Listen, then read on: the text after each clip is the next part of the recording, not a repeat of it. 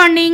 আচ্ছা, তোমাদের সাথে বকতে বকতে আজকে রবিবার তো তোমাদের সাথে বকার দিন। তোমাদের সাথে বকতে বকতে একটা জিনিস পেলাম, যেটা হচ্ছে তোমাদের ধারণা অ্যাবাউট কোলেস্টেরল। কোলেস্টেরল বলে ওষুধ, ঠিক আছে, এটা আপনাকে কোলেস্টেরলের ওষুধ দিলাম, বলা হলো, ওষুধ দেওয়া হলো। আচ্ছা, দিয়ে কি হলো, আপনার 2-3 মাস পর কোলেস্টেরলটা আপনার নর্মাল হয়ে গেল। অবভিয়াসলি আপনার কনস্টিটিউশনাল প্রপার মেডিসিন পড়েছে, 2-3 মাসে আপনার কোলেস্টেরল নর্মাল হয়ে গেছে। এইবার আপনি কি করছেন, আপনার মনে হচ্ছে এই রে আর তো কোলেস্টেরলের বলে সেই ওষুধটা দিচ্ছে না, আচ্ছা তাহলে আমি বাইরে থেকে অ্যালোপ্যাথি কোলেস্টেরলের ওষুধ কিনে খাই। কারণ আমি জানি, আমি সবার মুখে শুনেছি এই ওষুধ শুরু করলে বন্ধ করতে নেই। আচ্ছা, যতই আমার নর্মাল হয়ে যাক না কেন, যাই হয়ে যাক না কেন, না তাহলে আমি অ্যালোপ্যাথি কিনে খাই। তারপর বিভিন্ন ধরনের সমস্যা আসছে এবং তারপর আপনি এসে আমাকে বলছেন, কিন্তু এটা আর আপনার বলার প্রয়োজন মনে হচ্ছে না যে আমি নিজে নিজে পাকামো করে কোলেস্টেরলের ওষুধ কিনে খাচ্ছি। এবার দেখুন আপনি আপনার নিজের কি ক্ষতি করছেন। দেখুন কোলেস্টেরল, ঠিক আছে, টোটাল সিরাম কোলেস্টেরল এটা আপনার 200 কম থাকলে নর্মাল হলো, বোঝা গেল। এবার দেখুন ভ্যালুজ আর লোয়ার্ড।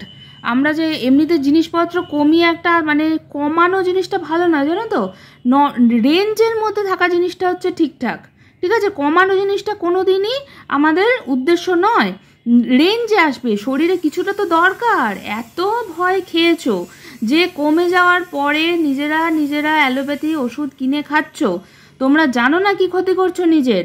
যখন তোমার জিনিসটা কমে গেছে তারপরও সেটা কমানোর জন্য তুমি ওষুধ দিয়ে যাচ্ছ। দেখো, lowered in acute and chronic diffuse liver disease and malnutrition. তাহলে একজন মানুষ অলরেডি যার লিভারের সমস্যা ছিল, তাকে আমরা ডায়নামিক লেভেলে ওষুধ দিয়ে তার কোলেস্টেরল নর্মাল করেছি। কোলেস্টেরল বলতেই যে লিভার চলে যাও, এই কি বলে হার্ট চলে যাও, তার আগে তো তোমার লিভারটা বুঝতে হবে। তোমার কেন বাড়ছে তার সাথে সম্পর্ক তো লিভারের, হার্টে তো এফেক্ট, সোর্স তো লিভার। তোমার লিভারের acute chronic diffuse liver disease malnutrition এইসবে কোলেস্টেরল প্রয়োজনের তুলনাতেও কমে যায়। কাজেই যখন কমে গেল, যখন ডাক্তারবাবু ওষুধ বন্ধ করে দিলেন, নিজেরা কিনে খাওয়া বন্ধ করো, সে অ্যালোপ্যাথি হোক আর হোমিওপ্যাথি হোক না কেন। বোঝা গেল, এইভাবে নিজেদের ক্ষতি করবেন না। এই যে কোলেস্ট্রল দেখুন, আপনারা তো এই হার্ট করেন, দেখুন এই যে কোলেস্ট্রল দেখছেন, লিপিড অ্যান্ড লাইপোপ্রোটিন মেটাবলিজম, এটা কিসের মধ্যে পড়ানো হয় দেখুন, আমি দেখে আবার খুঁজে বই থেকে বার করলাম।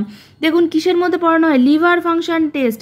এলএফটির মধ্যে যেগুলো থাকে, এই যে ছক দেখতে পাচ্ছেন, এই যে দেখছেন এলএফটির মধ্যে থাকে। বুঝতে পেরেছেন ব্যাপারটা? বুঝুন, নিজেরা ওরকম করবেন না, নিজের ক্ষতি করবেন না।